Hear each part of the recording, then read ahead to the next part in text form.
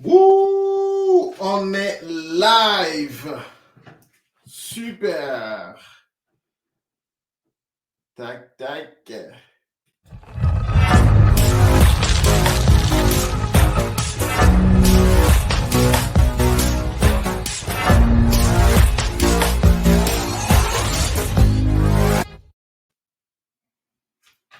Magnifique!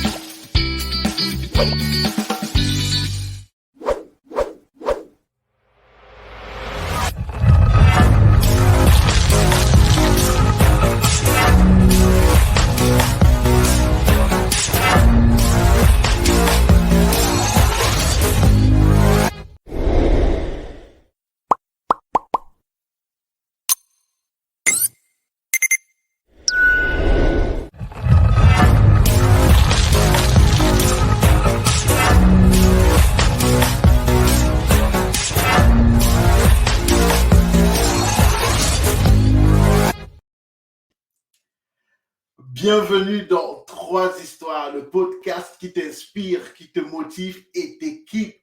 Le podcast au cours duquel nous avons le privilège de recevoir des personnes inspirantes, des personnes qui ont un parcours, des personnes qui ont une histoire, deux, voire trois histoires. Vous l'aurez deviné, il s'agit du podcast Trois Histoires. Et aujourd'hui, on accueille une personne spéciale. La première fois où je l'ai écoutée, je me suis dit, waouh, elle est vraiment pleine de sagesse et de savoir. Ça se sentait tout de suite que dans son domaine, elle avait une expertise à nul autre pareil. Je consommais ses paroles comme du petit lait. Non, plutôt comme un verre d'eau. Parce que l'eau, c'est nécessaire. Et ce qu'elle fait est absolument nécessaire pour notre vie. Elle est entrepreneur depuis l'âge de 21 ans et ça va faire plus de 20 ans d'expérience qu'elle a dans le domaine financier. Elle s'est très vite rendue compte qu'il était difficile de se libérer du temps afin de pouvoir se consacrer à d'autres tâches importantes au sein de sa propre entreprise. C'est la raison pour laquelle elle a développé une formation afin d'accompagner les entrepreneurs à sortir de leur entreprise pour travailler différemment sur leur entreprise. Je ne vous en dirai pas plus que c'est une dame généreuse, passionnée et persévérante. Ce sont là ces trois valeurs. Aujourd'hui, j'ai le privilège et le bonheur d'accueillir nul autre que Lucie Bouchard. Lucie, merci d'être là. Comment tu vas? Moi, ça va super bien. Merci, Bryce, de ton invitation. Ça me fait un grand plaisir d'être avec toi aujourd'hui. Je suis sûre qu'on va avoir beaucoup de plaisir. Merci beaucoup. En tout cas, ça n'a pas été évident. Je vous rappelle que ça va faire peut-être 4 mois que j'essaye d'avoir Lucie ou 5 mois même. C'est pas facile. Elle est tellement sollicitée. Elle aide beaucoup de monde, des entrepreneurs. C'est pas évident pour elle. Toutefois, aujourd'hui, elle est là, elle est avec nous et je voudrais vraiment, Lucie, te dire merci. Reçois ma gratitude et celle de toutes les personnes qui sont dans mon audience et mon réseau aujourd'hui. Merci beaucoup. Écoute, c'est un grand plaisir d'être avec vous aujourd'hui. Puis, si on a eu de la difficulté à se rejoindre, ce n'est pas parce que je n'étais pas disponible, c'est parce qu'on était bien organisés tous les deux avec notre temps bien occupé. J'adore ça. Vous voyez qui elle est, vous voyez qui est-ce que Lucie elle est. Ça nous donne déjà un peu le ton. Du coup, Lucie, je voudrais que tu nous parles un peu de toi. C'est vrai que tu t'es présenté brièvement, mais tu as une histoire qui parle aux entrepreneurs et qui a une morale forte, un enseignement fort pour nous. Du coup, ça, c'est la première histoire de cette entrevue. Et donc, Lucie, qui es-tu? Raconte-nous cette première histoire. Bon, Bryce, tu me donnes combien de temps? Est-ce qu'on a tout l'après-midi ou j'ai juste 10 minutes? Parce que, tu sais, ça peut être la version courte ou ça peut être la version longue, c'est comme tu veux. Je Oui. te citais la version relativement courte, 5 à 7 minutes pour nous raconter cette première histoire. OK, excellent. Écoute, âge 21 ans, je pars ma première entreprise et qui est une entreprise de travaux manuels avec une associée à ce moment-là. Et quelques années plus tard, je perds mon entreprise. L'associé part avec les clients et me laisse les dettes. Donc, je me retrouve avec 2 jeunes bébés sur les bras, plus d'entreprise, un paquet de dettes en arrière de moi qui fait que, ben, qu'est-ce que je vais faire dans la vie? Et la vie m'a amené à avoir une entreprise de travaux manuels que j'ai gardée pendant 7 ans. Écoute, une histoire folle que je te raconterai un autre tantôt parce que je suis partie avec une vanne fermée, un trailer ouvert, un trailer fermé, un 6 roues et un 12 roues. Donc, ça sera une autre histoire. On pourra se la garder en réserve. Mais suite à cette entreprise-là, où est-ce que j'étais en train de perdre ma vie parce que je travaillais 7 jours sur 7, j'avais un divan-lit là-bas, je couchais au travail. J'allais voir mes enfants pour souper, mais je ne soupais pas, je jouais avec eux et je retournais travailler pour la nuit. Donc, c'était des années où est-ce que je m'amuse à dire que quand j'ai fini ces années-là, je me sentais un extraterrestre sur Terre. J'avais aucune idée de ce qui se passait et à la télé et à la radio et je ne faisais que travailler. C'est tout ce que c'était mon monde, de travailler continuellement, de vraiment être workaholic et de ne pas voir ce qui m'entourait. J'ai décidé de fermer cette entreprise-là parce que j'étais en train de perdre ma vie et je suis retournée sur les bancs d'école. Donc, à l'âge de 31 ans, me revoilà au cégep, à l'université. Je suis allée faire mes cours de finance. La seule chose, Bryce, que je ne connaissais pas de mon entreprise. Donc, je me disais, bien, la prochaine entreprise que je vais avoir, je vais pouvoir en faire encore plus parce que je vais en savoir plus. Mais, écoute, la plus belle chose qui m'est arrivée à ce moment-là, c'est que je suis tombée en amour avec le métier. Je me suis rendu compte à quel point les entrepreneurs n'avaient pas le temps de s'occuper de leurs finances, n'avaient pas le temps de comprendre le côté financier de leur entreprise. Et j'ai décidé à ce moment-là que j'allais en faire une mission, d'aider les entrepreneurs à être mieux financièrement. J'ai eu le grand loisir de travailler pendant 18 ans dans le domaine financier, donc planificatrice financière, assureur vie agréée. 2018, la compagnie où j'étais décide de changer d'orientation et je ne veux plus suivre cette orientation-là. Ça ne me représente plus. En fait, ce qu'ils voulaient faire, c'est de mettre tous nos petits clients qu'on avait fait grandir, qu'on avait fait devenir riches pour se concentrer sur les multimillionnaires de ce monde. Et on sait que les multimillionnaires de ce monde au Québec, il n'y en a pas tant. Okay? Donc, si on est juste une petite portion de conseillers à se battre ce marché-là, ça va être de plus en plus difficile. Fait que je fais une entente et je décide de partir, de vendre mon entreprise. Écoute, à ce moment-là, je suis dans les 200 meilleurs sur 2500 conseillers. J'ai vendu mon entreprise à 10 conseillers parce qu'on était limité en temps de boucle d'affaires pour chacun. Je décide que je repars presque scratch parce que j'ai fait une entente avec l'entreprise pour continuer avec mes corpos. Donc, à ce moment-là, 2018, je continue de faire mes assurances collectives avec mes corpos et de les aider avec un nouveau service que j'ai développé qui est l'économie des dépenses d'entreprise. Donc, je leur fais économiser des sous et je leur charge un pourcentage des économies. Fait qu'il n'y a aucun risque. Puis quand je te parle d'économie, Bryce, d'après toi, quelle est la plus petite économie que j'ai faite dans une entreprise de 10 employés? Donne-moi un chiffre, juste comme ça. Je te dirais, en un an, la petite économie en un an ou dans la période où tu les as accompagnés? Bien, je les ai accompagnés pendant 3 mois, cette entreprise-là. Une économie, on va dire quoi, une petite entreprise, quoi, peut-être 5 000 $? J'ai fait économiser 30 000 $ en 3 mois. Oh! Et l'entrepreneur me disait au départ, Lucie, Tout ce que je le paye au juste prix. C'est impossible que tu trouves des économies. OK? Donc, les entrepreneurs ne sont pas conscients, ne savent pas comment négocier leurs coûts fixes. Puis quand on parle d'économie, là, assurance collective, assurance de dommages, CSST, télécom, donc tous les frais fixes d'une entreprise, il y a des milliers de dollars que les gens payent absolument pour rien, mais ils ne le savent pas. Donc, je jouais un peu le rôle de contrôleur externe. Mais là, imagine-toi, Bryce, ici au Québec, le mot économie, c'est un mot qui passe pas. Parce que les gens se disent, ben là, Lucie, pour me faire économiser de l'argent, il faut que je me prive. Donc, je ne veux pas te voir. Fait qu'ils ne voulaient même pas entendre qu'est-ce que je pouvais faire pour eux. Et j'ai fait le meilleur investissement de ma vie. J'ai engagé quelqu'un qui s'appelle Jean-Philippe Poulain, qui a travaillé sur mon identité d'entreprise. Puis ensemble, on a travaillé sur qu'est-ce que moi je veux faire, comment je veux le faire, comment je peux aider mes entrepreneurs encore plus que qu'est-ce que je faisais à cette époque. Et c'est pour ça qu'aujourd'hui, l'Académie de l'éclosion, c'est une académie où est-ce que j'accompagne les entrepreneurs à se sortir de leur entreprise, à comprendre avec 84 nouvelles compétences comment travailler différemment pour avoir plus d'argent, plus de temps et beaucoup plus de liberté.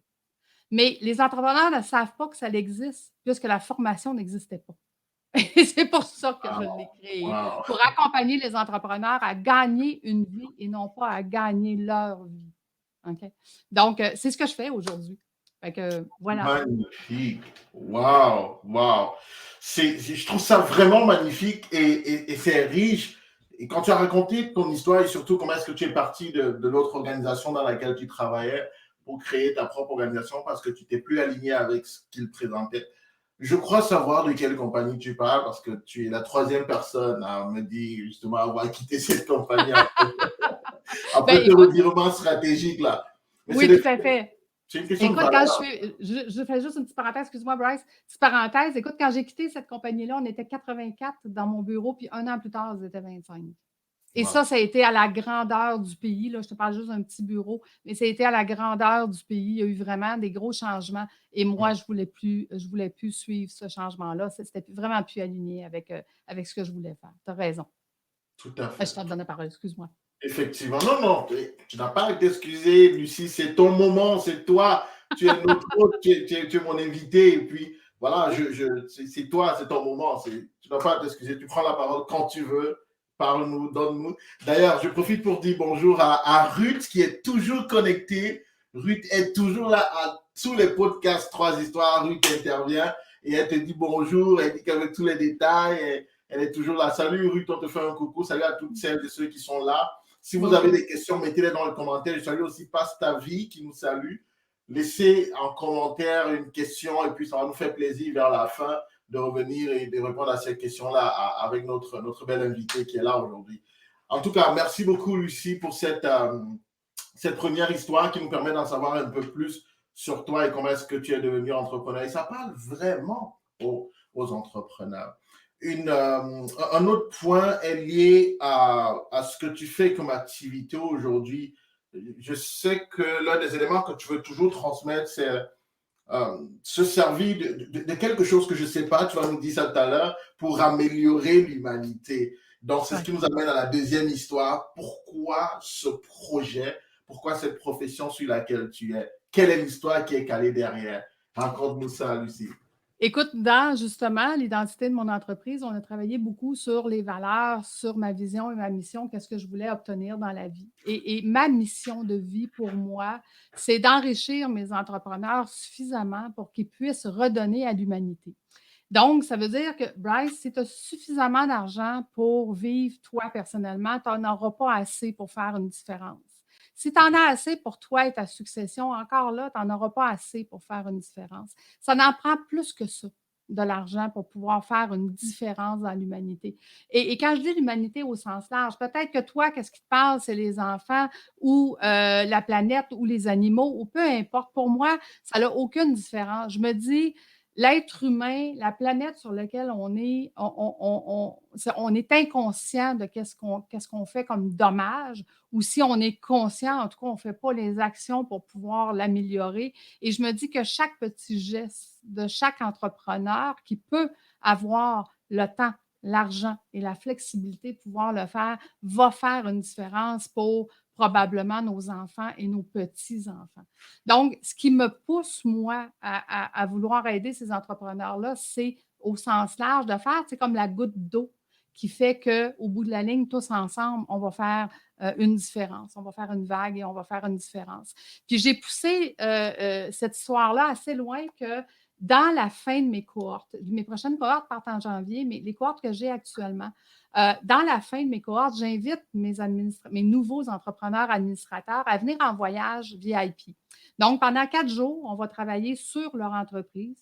Ils vont pouvoir vivre comme un administrateur, ce qui veut dire qu'ils vont pouvoir vivre le fait qu'ils sont à l'autre bout du monde, que leur entreprise continue de fonctionner, que tout va bien, qu'ils ont des indicateurs de performance qui leur permettent de savoir que tout est correct, autant les finances que le marketing, que le client, que la livraison, que tout ça, et qu'eux peuvent se concentrer à le bien de l'entreprise, la pérennité de l'entreprise. Donc, où est-ce qu'ils veulent que cette entreprise-là... Fait, imagine, Bryce, que ton entreprise à toi, un jour, continue sans que tu sois là, mais surtout qu'elle continue de te rémunérer tout au long de ta retraite. Quelle serait la différence pour toi d'avoir une entreprise qui a une pérennité sans toi et qui continue de te rémunérer parce que c'est toi qui l'as créé, ce bébé-là, mais qu'on a fait devenir adulte? Énorme. Ça fait une grosse différence. Donc, imagine maintenant que tu es rendu à cette étape-là, que ton entreprise, elle est rendue adulte.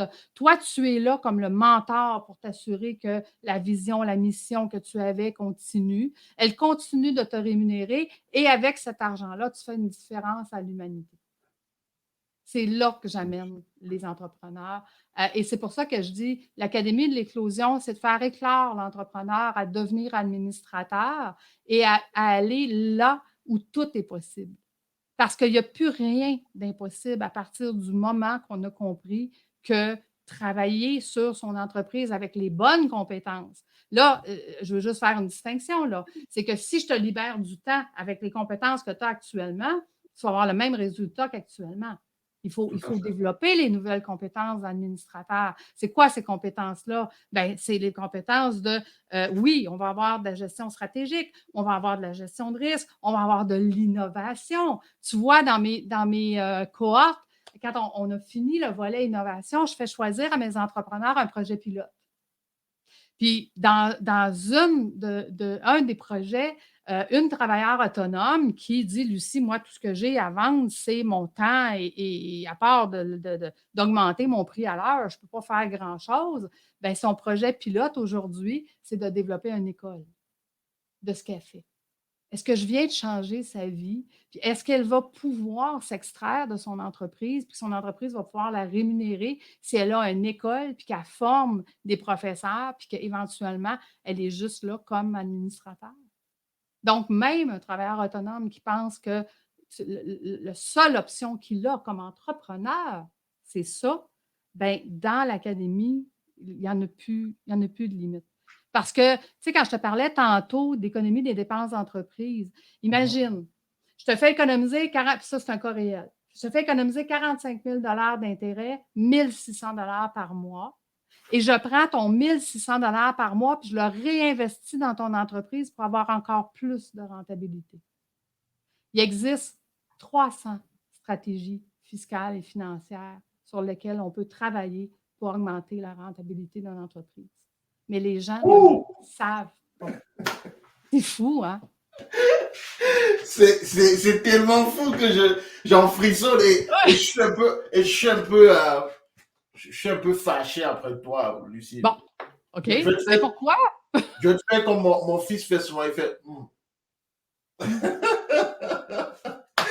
Parce que on avait parlé, tu gardais ces pépites pour cet instant, parce que toi et moi on a échangé longuement. Tu m'as pas dit ça, je trouve que c'est tellement, tu sais, tu me fais, waouh, ça me donne les frissons de se dire, c'est possible ça. Et tellement de gens, comme tu le dis, l'ignorent. Mais c'est pour ça que chacun est expert dans son domaine. C'est pour ça que c'est bien d'aller travailler avec des experts. D'ailleurs, je vais pas attendre la fin comme je le fais souvent. Déjà, je vais faire passer ton site internet www.l-éclosion.com. Écoutez, allez-y sur son site, regardez ce qu'elle fait, c'est merveilleux. On a encore une troisième histoire qu'elle va nous raconter. Si vous avez des questions dans le chat, on va aller regarder ça et elle va répondre à vos questions. Je trouve que c'est tellement important ce que tu dis et j'ai vu quelqu'un qui est en France, semble-t-il. Une dame nous dit que Anne-Sophie, oui. voilà, Anne-Sophie, elle demande de venir en France. Ben, Anne-Sophie, la beauté du Zoom aujourd'hui, c'est qu'on peut être à travers la planète pour inspirer les gens. Fait que ça me fera un plaisir de faire un webinaire pour les gens de la France. Et il faut juste le faire à 13h l'après-midi, heure du Québec. Donc, ça donne, je crois, 6 ou 7 heures le soir chez vous. Fait que c'est bien correct. On est habitués. Exactement. En tout cas, n'hésitez pas à contacter, à contacter Lucie. Ce qu'elle fait est extraordinaire. On en a vraiment besoin. Et quand Anne-Sophie parle de la France, j'ai beaucoup de clients aussi en France. L'attitude en termes de business, c'est pas la même qu'ici en Amérique du Nord. D'ailleurs, que même au Québec, là, c'est différent des autres de l'Amérique du Nord. Qui a un mindset, un état d'esprit côté finance qui est totalement différent. On a cette culture un peu... c'est tabou, il ne faut pas trop en parler. Ben, on veut notre petit pain. Un jour, une Québécoise m'a dit ça, Lucie. Est-ce que tu me confirmes? On dit qu'il y a un proverbe québécois ou une façon de parler, une expression québécoise qui parle de se contenter de son petit pain. Oui. En fait, ça, c'est typiquement québécois, je suis d'accord avec toi. Et je te dirais que le système financier au Québec, plus les gens moins les gens vont être formés, moins ils vont être conscients de ce qu'ils peuvent faire et plus les banques et les institutions vont faire de l'argent. Donc, ça veut dire que plus ils vont les garder ignorants et plus ils vont faire de l'argent. Puis je te donne un exemple très rapide de ça, Bryce. La première fois que quelqu'un va aller négocier son taux hypothécaire à la banque, il n'a aucune idée qu'un taux hypothécaire, ça se négocie. Fait qu'il fait son premier achat, il s'en va à la banque lui donne un taux, il accepte ce taux-là, il reçoit ses amis pour montrer sa belle maison, puis à un moment donné, le sujet arrive, combien d'intérêts payes-tu sur ton hypothèque? Puis là, il donne son taux d'intérêt tout content, et là, pour la première fois, il se fait ramasser en disant, ben voyons, tu payes bien trop cher, tu aurais dû négocier ton taux. Qui a dit à quelqu'un qu'il fallait négocier son taux? Il ne le savait pas. Donc, pendant 5 ans, il va payer un taux beaucoup plus élevé que les autres, tout simplement parce que la banque ou l'institution l'a tenu ignorant de ça qu'il pouvait négocier. Et ce n'est que ça au Québec. C'est plus les gens sont ignorants et plus ces institutions-là font de l'argent. Moi, je me suis amusée pendant les 18 ans dans mon ancienne vie financière de dire à mes gens, plus je vous forme et plus vous allez devenir riche. Plus je vais vous donner la stratégie, plus vous allez devenir riche. Et plus on va mettre de choses en place, plus vous allez devenir riche. Fait que, mais les gens ne le savent pas. Puis quand on nomme, tu sais, je te disais tantôt, économie, les gens disent non, non, je ne veux pas te rencontrer parce que je vais être obligé de me priver pour économiser, ça ne me tente pas. Mais quand tu nommes le mot financier, écoute, une petite anecdote là-dessus. À cette époque-là, on avait eu à un moment donné un sondage qui avait été fait, un sondage très, très, très fait par une grande firme, là, OK? Où est-ce qu'il disait, Bryce, je te demande, combien d'argent as-tu dans tes poches aujourd'hui? Est-ce que tu as un malaise de me répondre? Oui, j'ai un malaise. OK, je te pose une deuxième question, Bryce. Bryce, combien de fois tu as fait l'amour dans le dernier mois? Est-ce que tu es mal à l'aise de me répondre? Non, ça ne me gênerait pas. Et voilà. Pourquoi on est capable de parler de nos relations sexuelles et on n'est pas capable de parler du 4 piastres que j'ai dans mes poches? Ça n'a pas de bon sens? Ça n'a aucun sens! Mais c'est ça, le Québec. Le Québec est comme ça. Et comme ça, le mot finance, le mot économie, le mot. Puis à qui on fait confiance, puis comment on fait confiance. Donc, c'est tout ça qui fait que les gens ont des tabous, puis que ça les empêche. Écoute, j'ai 2 frères dans mes cohortes. Ça fait 20 ans qu'ils ont leur entreprise. Mais tu sais, genre d'entreprise, là, que c'est des bons gars. OK? Ils ont réussi dans leur entreprise parce qu'ils sont des bons gars avec leurs clients, ils sont des bons gars avec leurs employés, ils sont des bons gars avec les fournisseurs. Puis des fois, les fournisseurs les aident pour leur dire s'ils sont dedans ou pas dans les soumissions. Ils ont 1 an de carnet de commandes d'avance dans leur entreprise, mais quand on a fait la gestion de risque, OK, puis je leur ai demandé c'est quoi le pire risque qu'il y a dans votre entreprise. Il dit si moi ou mon frère, on n'est plus là, on ferme demain matin. Parce que j'ai aucune idée qu'est-ce qui se passe dans mon entreprise, autant financièrement que tout le reste. Il dit, je ne sais pas. Je ne sais pas comment la gérer. Ça fait 20 ans que je l'ai, mais j'ai aucune idée. Je ne connais pas ça. Moi, tout ce que je sais, c'est que j'ai été capable de me payer, puis mon frère a été capable de se payer à la fin de l'année. Je ne comprends pas ce que mon comptable me dit. Je ne comprends pas ce que mon avocat me dit. Puis, il me donne des bilans, puis j'ai aucune idée. Puis là, mon comptable me dit, bravo, ton chiffre d'affaires a augmenté. Puis là, je ressors de là, puis je me dis, fâché. Je me dis, ouais, et où l'argent?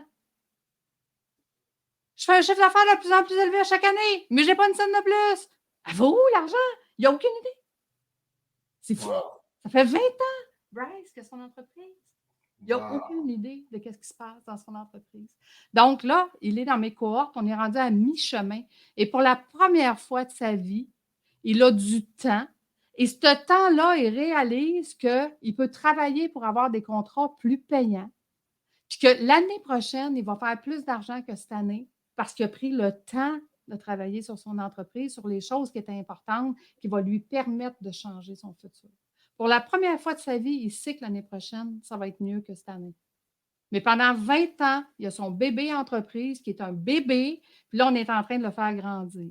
On est en train de le rendre ado. Éventuellement, il va être adulte, puis lui pourra rester là, à côté, comme un mentor, à l'aider à développer et à continuer.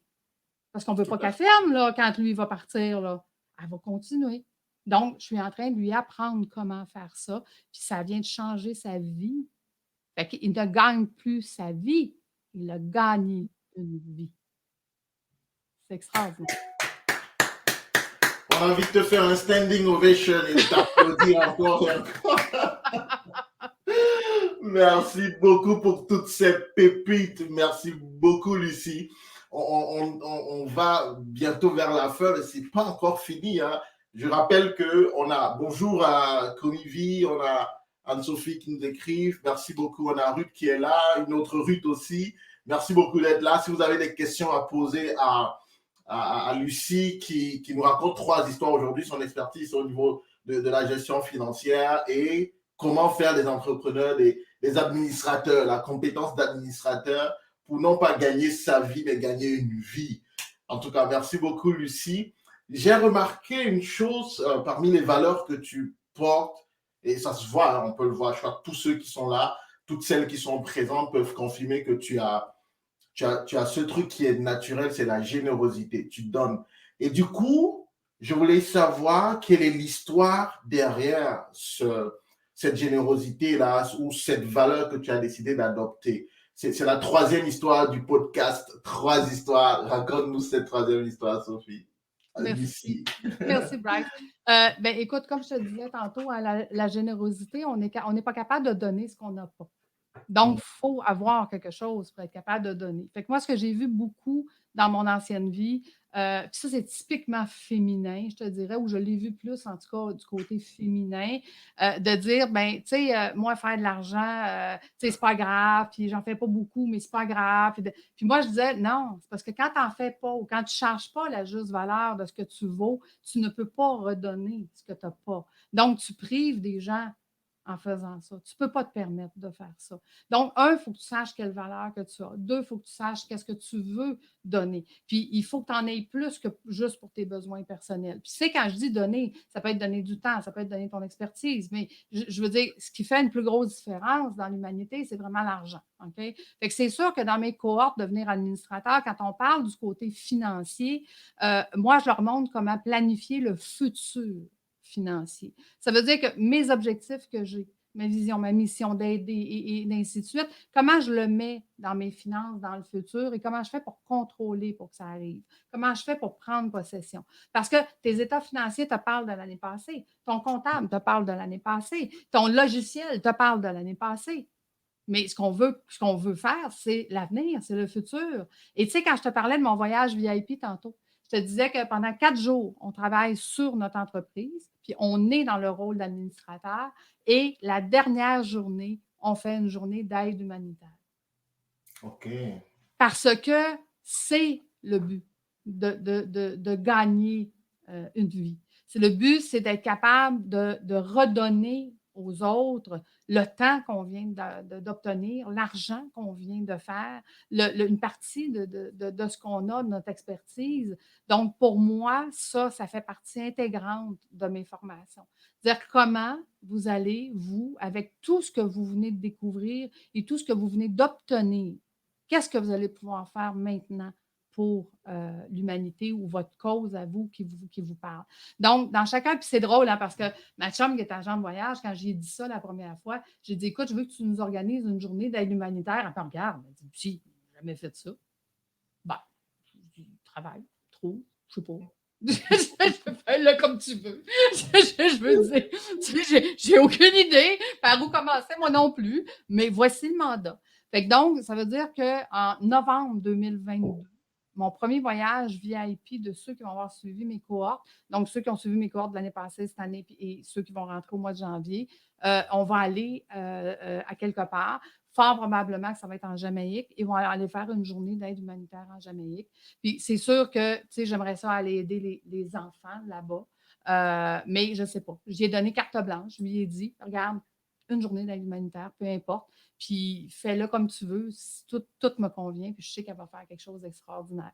Donc, pour moi, la valeur de la générosité, c'est ce qui bâtit qui je suis. Tu sais, dans mes cohortes, je passe mon temps à leur donner. Tu sais, quand je viens de faire un voyage, je viens de revenir de Dubaï et de Turquie. Et quand j'étais en voyage, je pensais juste à une chose. OK, à Dubaï, c'est l'innovation. Quel genre d'innovation qu'ils ont fait pour amener les choses comme ils sont là? Comment je peux amener les idées à mes entrepreneurs? Comment on pourrait prendre ces idées-là et les amener dans nos entreprises chez nous?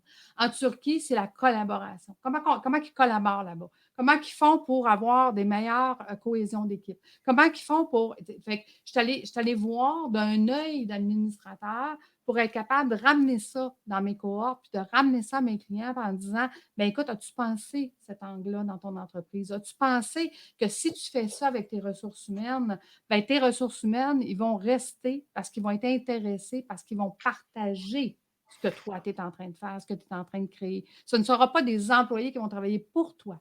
Ça va être des employés qui vont travailler avec toi. Puis tu sais quoi? Quand on travaille nos ressources humaines de cette façon-là, c'est eux qui recrutent pour nous. On n'a plus de problème de ressources humaines.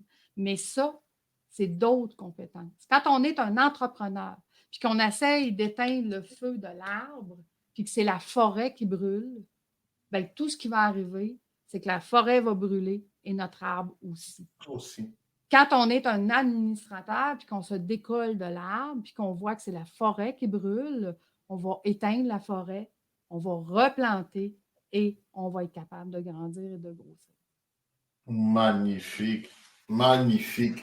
Je crois que ce que tu dis là, c'est l'une des choses les plus importantes comme attitude de tout entrepreneur ou toute personne qui est dans l'entrepreneuriat, parce qu'effectivement, c'est toujours le côté générosité, donner, comment est-ce qu'on s'y prend pour attaquer des causes parfois plus grandes que juste celles qu'on voit devant nous. Tu vois, tu as pris une très belle image qui est l'image de la forêt, mais il vaut mieux aller s'intéresser à la forêt et savoir qu'en s'intéressant à la forêt, on préserve notre arbre plutôt que de juste essayer de préserver notre arbre alors que finalement, la forêt va revenir avec le feu et brûler. C'est très intéressant. Tu as évoqué Dubaï tout à l'heure et j'ai pris ce livre qui est l'un de mes livres préférés, My Vision, du cher Bin Rashid. C'est un monsieur tellement inspirant. Quand tu parles de l'esprit d'innovation et tout, et bien dans son livre, il raconte sa vision et tu te rends bien compte qu'il y a une chose dont il ne parle pas beaucoup à Dubaï, les gens n'en parlent pas beaucoup, mais c'est au cœur de tout le système qu'est Dubaï, c'est le leadership. Il est vraiment tout ce qu'il veut bâtir. Il dit que sa contribution, c'est de bâtir un vivier de leaders qui vont pouvoir construire justement, bâtir l'humanité, apporter leur contribution et ne jamais être en retard. Pour lui, c'est l'humain d'abord. Au-delà de tout ce qu'on voit comme bling-bling et tout ça en termes de créativité, d'innovation, quand tu lis son livre, My Vision, c'est l'humain, c'est le leadership, c'est l'impact. En tout cas, merci beaucoup. J'espère que ton voyage s'est très bien passé dans ces différents pays et que tu as beaucoup appris. Tu as appris des choses super intéressantes. On a bientôt terminé. Lucie, est-ce que tu aurais, justement, j'ai montré le livre My Vision, du cher Mohamed bin Rachid. Est-ce que toi, tu aurais quelques livres à nous recommander, à recommander aux personnes qui nous écoutent? Est-ce que tu as un, deux, trois livres comme ça qui te viennent à l'esprit, que tu aimes lire et que tu penses que ça peut aider nos En fait, Bryce, spectateurs? au lieu de vous recommander des livres, je vais vous recommander une chose qui, pour moi, avec les connaissances que j'ai aujourd'hui, si j'avais appliqué cette règle-là au début de ma carrière, il y a 30 ans, ça aurait complètement changé ma vie. Arrêtez de penser que les projets des autres sont meilleurs que les vôtres. Arrêtez d'investir dans les projets des autres. Investissez dans vos propres projets. Investissez dans vos propres idées. Investissez dans vous pour augmenter vos compétences, augmenter ce que vous pouvez faire. Il n'y aura jamais personne qui sera en mesure de mieux contrôler ce que vous faites. Nous, on a décidé en 2018, quand j'ai vendu mon entreprise, de mettre une structure en place qui nous empêche d'investir dans les projets des autres. Parce qu'à tous les semaines, on avait quelqu'un qui venait nous offrir un projet.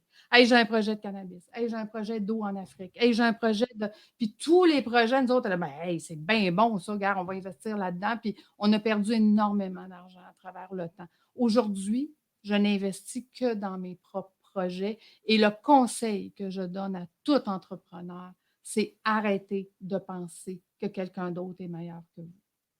Investissez dans vous, augmentez vos connaissances, allez chercher des coachs à chaque année, changez de coach continuellement, évoluez et faites-vous évoluer, puis vous allez voir, vous allez être beaucoup plus rentable que n'importe quel projet que quelqu'un d'autre pourrait vous offrir. Merci beaucoup, Lucie. Ce que tu dis, ça peut être contre-intuitif, ça peut être incompris à partir du moment où on est enclin, par exemple, à apporter une contribution dans les projets des autres. Par exemple, quelqu'un a un projet humanitaire, moi, je n'ai pas ce projet-là. Je me dis, j'investis dedans. Par exemple, moi, à titre personnel, je suis donateur dans pas mal d'organisations non gouvernementales qui, elles, font d'autres activités, justement précises. Mais il y a une différence, Bryce. Être donateur dans des fondations ou dans des projets, c'est une chose.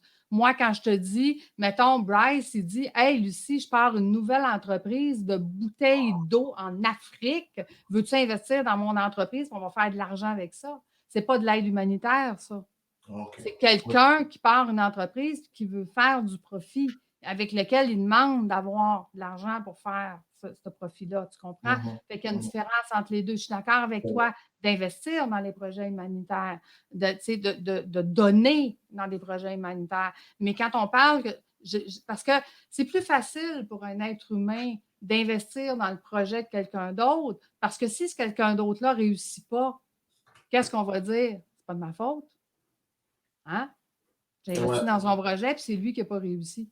Mais quand on va all-in avec nous-mêmes, puis qu'on dit j'investis tout ce que j'ai dans mon projet, puis j'investis tout ce que j'ai dans mon idée, si ça ne réussit pas, c'est de ma faute. Mais si ça réussit, c'est aussi grâce à moi. Tu comprends? Fait qu'il y a une différence entre les deux. Je suis d'accord d'investir dans des projets au BNL ou de vraiment pour aider l'humanité, ça oui. Mais je parle d'investissement pur et simple. Tu sais, si vous avez de l'argent à investir, investissez en vous, en le développement de vos compétences, en le développement de votre façon de faire et de où est-ce que vous pouvez aller. Parce que, je vous le dis, tout est possible. Mais vous n'êtes juste pas conscient. Pas encore. Pas encore.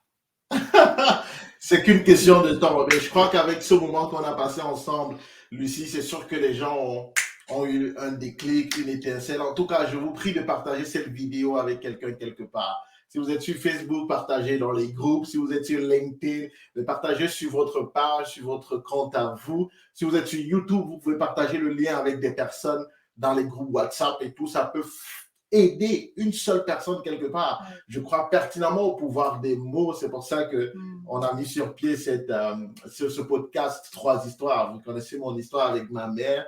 Si elle n'avait pas parlé, si elle n'avait pas raconté son histoire, je ne l'aurais plus jamais revue. Et ça m'a pris plus de 25 ans pour que je puisse la revoir. simplement parce qu'elle a raconté son histoire à une inconnue. Et justement, je pense que les histoires ont tel pouvoir que la semaine prochaine, le 7 octobre, on organise une masterclass gratuite. Si ça vous intéresse, inscrivez-vous sur bricekamgang.com et venez prendre votre formation. 3 étapes pour vendre votre histoire. C'est 100% gratuit et c'est uniquement pour les femmes. Uniquement.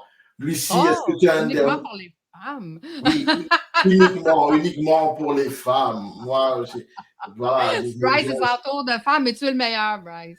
Tu es le meilleur pour le storytelling. Écoute, j'ai jamais vu quelqu'un à ton niveau. Puis je te remercie beaucoup de ton invitation aujourd'hui. Ça me fait tellement chaud au cœur de participer avec toi. J'en suis très, très, très heureuse. Écoute, merci. Moi, je suis très heureux aussi d'avoir pu t'avoir dans le cadre de cette entrevue. Je sais qu'on a appris beaucoup de choses. Moi, en général, après, je regarde encore les entrevues avec mes invités. Je prends des notes, ça m'intéresse. Je suis vraiment béni de vous avoir chaque jour et merci infiniment. Est-ce que tu as un dernier message? Après, tu as dit quelque chose de très fort, de très puissant. Éventuellement, si tu as un dernier message pour nos téléspectateurs, les personnes qui nous regardent, qui nous écoutent, tu peux le dire maintenant. Le dernier message que je dirais, hein, je vous dis, croyez en vous, investissez en vous, c'est le meilleur investissement que vous allez faire de votre vie. Puis je vous dirais les fausses croyances, c'est qu'il faut travailler fort pour réussir. Ce n'est pas vrai. Parce que mes entrepreneurs administrateurs travaillent moins fort, ils font plus d'argent, ils ont plus de temps, puis ils ont plus de liberté. Fait qu'arrêtez de croire qu'il faut travailler fort pour réussir. Ce n'est pas vrai. Ce n'est pas vrai. On n'a pas besoin de travailler fort pour gagner plus, économiser plus, gagner plus de temps, etc. Non. C'est juste d'avoir la bonne stratégie, d'être accompagné, par exemple, par un expert, une experte comme Lucie, et de voir totalement ses gains en temps, en argent, en énergie exploser.